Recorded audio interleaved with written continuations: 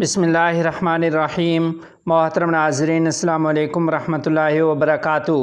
جمعیت علماء اسلام کے سربراہ مولانا فضل الرحمان دامت برکاتہم العالیہ کے پیر طریقت مولانا ذوالفقار نقشبندی دامت برکاتہم العالیہ سے ملاقات اور عیادت۔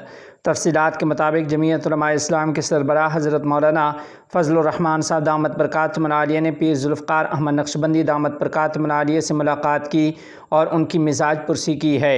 قائد جمعیت مولانا فضل الرحمان صاحب دامت برکاتہم العالیہ نے ملاقات کے موقع پر پیر ذوالفقار احمد نقشبندی دامت برکاتہم العالیہ کی جلد صحت یابی کے لیے بھی دعا کی ہے۔ اس موقع پر مولانا فضل الرحمان صاحب دامت برکاتہم العالیہ اور پیر ذوالفقار احمد نقشبندی دامت برکاتہم العالیہ نے لاہور کانفرنس کی کامیابی کے لیے بھی دعائیں کی ہیں۔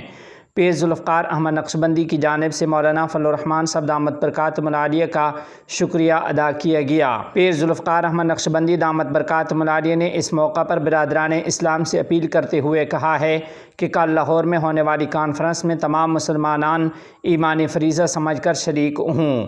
علامہ راشد محمود سومرو، انجینئر ضیاء الرحمان، اسلم غوری، مولانا سعید یوسف، ناصر سومرو بھی اس ملاقات میں موجود تھے۔